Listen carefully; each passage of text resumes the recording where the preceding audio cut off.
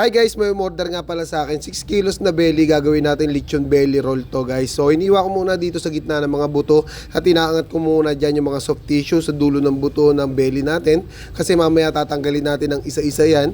Tinanong ko si customer kung anong mas gusto niya, kung mapapakinabangan ba yung buto ng belly or tatapon na lang. Kaya ganito yung ginawa natin deboning sa belly natin, dahil ang gusto nga ng customer natin itapon na lang yung buto para malaking malaki talaga yung belly nila, no?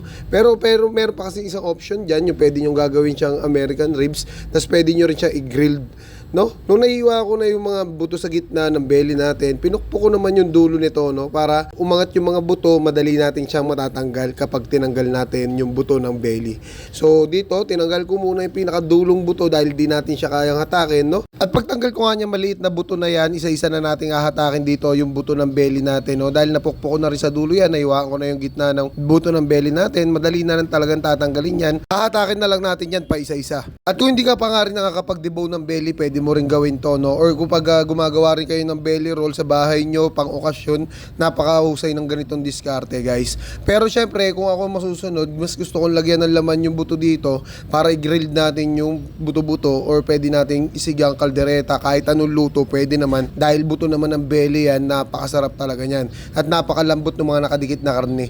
At dito, pagkatapos kung tanggalin lahat ng buto guys, ang gagawin naman natin dito, lilinisin natin yung pinakambalat ng belly natin dito para matanggal natin lahat ng dumi at syempre lahat ng balahibo. Nakakairita pa naman kumain ng mabalahibo, lalo na sa dila natin, no guys, no? Syempre kaya kailangan lilinisin talaga natin mabuti yan. Ahitin natin lahat ng balahibo na yan guys. At syempre yung pinakamaliliit na balahibo, hindi na kaya ng knife, ginagamitan na natin ng blowtorch yan.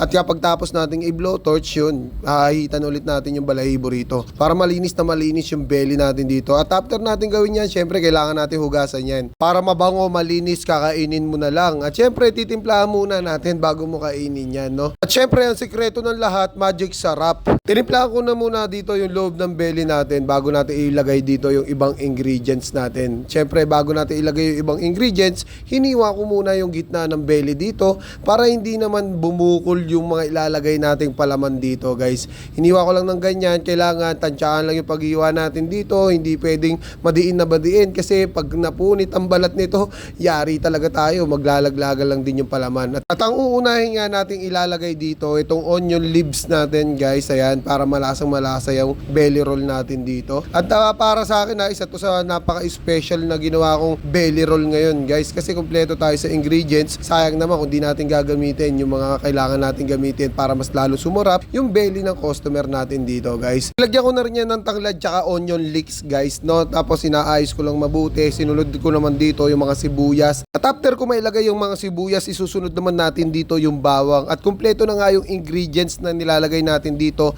sa palaman natin, sa belly roll natin. At nakalimutan ko pa nga yung ibang pampalasa rito, kaya inabol ko na lang yung asin dito at paminta guys. Ayan pa naman yung pinaka-importante sa lahat, kasi kapag ako gumagawa ng belly roll tapos pambahay namin guys, di talaga ako gumagamit ng magic sarap. Pero sa panahon ngayon, di na talaga makakapagluto yung iba ng walang magic sarap. At pagkatapos ko nga palamanan dito yung belly natin at timplahan guys, iro-roll naman natin to, no? Overload talaga dito yung belly natin guys. Sana all na lang talaga nakakain ng mga ganitong putahe kapag may okasyon. Putok-batok talaga pagka naparami ang kain mo nito. Kaya paalala ko lang sa lahat ng mga kakain ng mga matataba or yung mga belly na ganito, yung masasarap na pagkain, hinay-hinay lang po tayo. Mas okay na yung patikim-tikim lang, at least habang buhay ka natitikman mo lahat ng masarap. Kaysa naman na habang buhay ka nagme-maintenance ka na sa sobrang katakawa mo sa matataba. Uy, bato-bato sa langit, tamaan, wag magalit. At tinatali ko na yung belly roll ko dito guys, matakam na lang tayo, wag na tayong tumigim. Kahit gaano pa kasarap yan, hindi mo ako mapapa-order niyan. Promise, lagay mo na lang sa comment section yung link. At sa lahat ng mga gusto mag-order, PM nyo lang ako kung ano yung napapanood nyo ngayon. Ganyan po tayo magtrabaho, gumawa ng belly roll, kaya malinis na malinis at maayos na maayos. Paminta at asin na lang po yung tinitimpla natin dito sa labas ng belly roll natin. Di na tayo gumagamit ng magic sarap dahil iluluto na rin talaga to ng customer natin. Maraming salamat nga pala sa nag-order sa atin na si Ma'am Mase at si Sir Ian. Shoutout po sa inyo. At sabi nga sa atin ni Sir Ian, napakasarap daw ng lechon belly natin. Napakaganda ng feedback sa atin ni Sir Ian at ni Ma'am Mase. Kahit na nagkaroon tayo ng problema dahil nga dapat ang order nila nito Friday, no? Nag-absent na lang yung mga kasama natin, kaya Saturday ko ginawa to on the spot sa harapan ng customer natin. Oh my God!